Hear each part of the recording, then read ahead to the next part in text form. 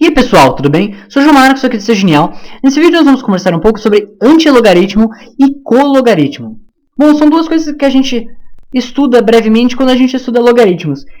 E realmente, eu nunca vi a grande importância disso. Eu nunca vi uma grande utilidade, uma grande aplicação. Eu acho que isso aqui realmente não tem muita utilidade, mas vamos falar brevemente sobre esses dois assuntos que também não tem muita coisa para ser falada, são só duas definições que a gente tem relacionadas com logaritmos. Então, vamos começar pelo antilogaritmo. O antilogaritmo. Bom, lembre do seguinte. Em logaritmos, nós temos o log de b na base a. Isso é igual a c.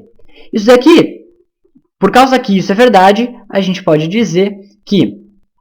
Isso aqui ficou estranho. Por causa que aquilo é verdade, a gente pode dizer que o a elevado ao c é igual ao b. Então, o c é a potência a qual a gente leva o a para que a gente chegue em b. Agora, lembre dos nomes. O c é o logaritmo. O a é a base. E o b? Bom, o b é o logaritmando, certo? Então, deixa eu escrever aqui. Logaritmando. Mas simplesmente o que a gente pode fazer? A gente pode chamar o b de logaritmando, assim como a gente pode chamar o b de antilogaritmo.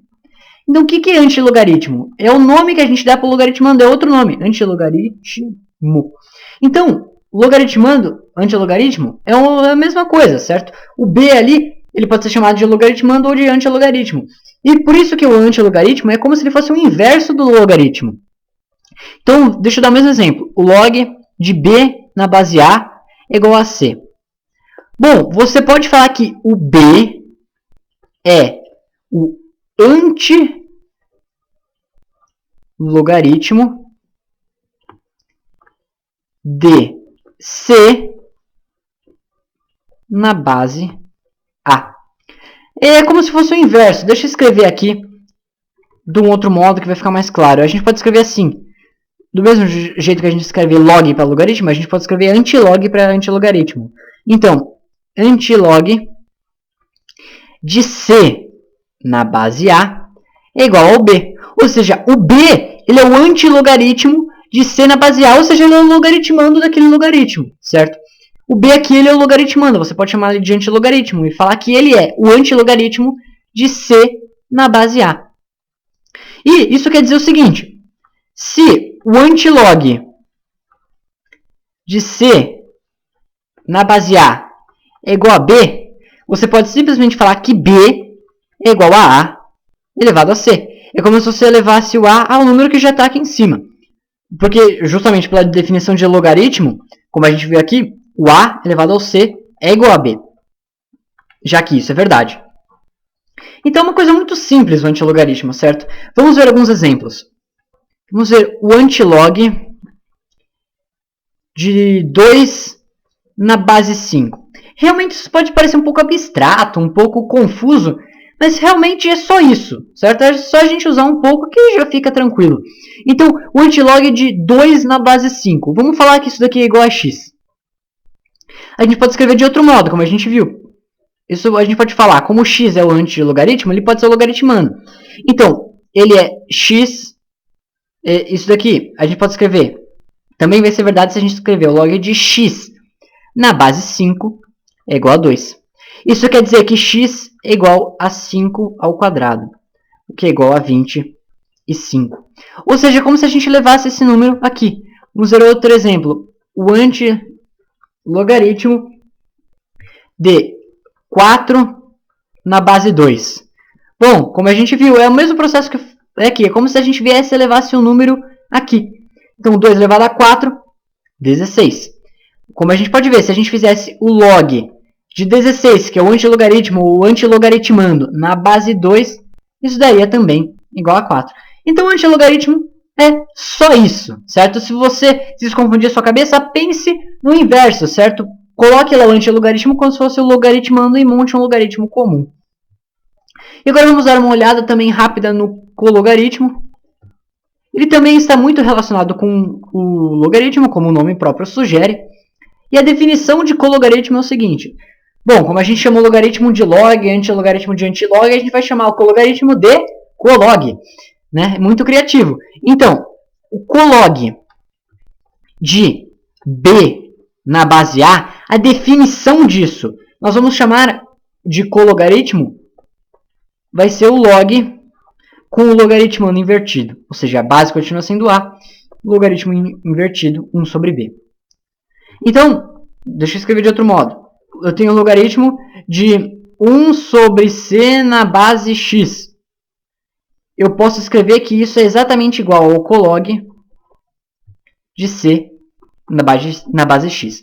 Ou seja, a gente só vai inverter o logaritmando.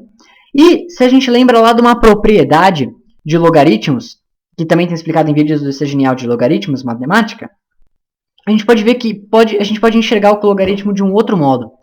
Veja o seguinte, 1 sobre b é igual a b elevado a menos 1.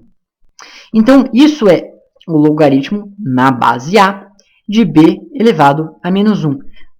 E, lembrando lá daquela propriedade, quando nós temos um expoente no logaritmando, nós podemos trazer esse expoente aqui para frente do logaritmo, certo? Tem essa propriedade explicada, demonstrada em vídeos do IC Genial. Então, a gente pode escrever isso aqui como sendo menos 1, que multiplica o log de b na base a, ou seja, menos o log de b na base a. Então, deixa eu reescrever isso aqui de uma vez só. Então, o colog de b na base a vai ser menos log de b na base a. Então, você pode enxergar de dois modos. O colog vai ser o log com a mesma base, mas com o logaritmando invertido. Ou o colog vai ser o log com o mesmo logaritmando, com a mesma base, só que com o sinal negativo na frente. É como se o colog ele é o oposto do log. Literalmente, matematicamente falando, oposto. Ou seja, quando um positivo, o outro é negativo. É o sinal invertido. Vamos ver alguns exemplos básicos aqui para isso ficar mais claro. Então, o colog de 9 na base 3. Vamos pensar. Vamos partir dos dois modos que a gente pode pensar. Isso aqui a gente pode tratar como sendo o log na base 3 de 1 sobre 9. Isso aqui é igual ao log na base 3. 9 é 3 ao quadrado, certo? Então, 1 sobre 9 é como se fosse 1 sobre 3 ao quadrado, que a gente pode escrever como sendo 3 a menos 2. Então, 3 a menos 2. Que número que eu elevo 3 para que dê 3 elevado a menos 2? Bom, é o próprio menos 2, certo? Então, o colog de 9 na base 3 é menos 2. A gente poderia pensar isso de outro jeito.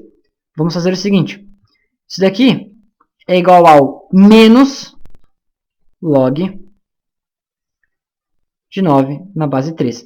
Qual que é o log de 9 na base 3? É 2, porque 3 ao quadrado, 3 elevado a 2, dá 9. Então, esse é menos 2. Dá na mesma, claro, porque uma coisa está vindo da outra. A propriedade está fazendo as duas coisas serem iguais. Um outro exemplo só para acabar.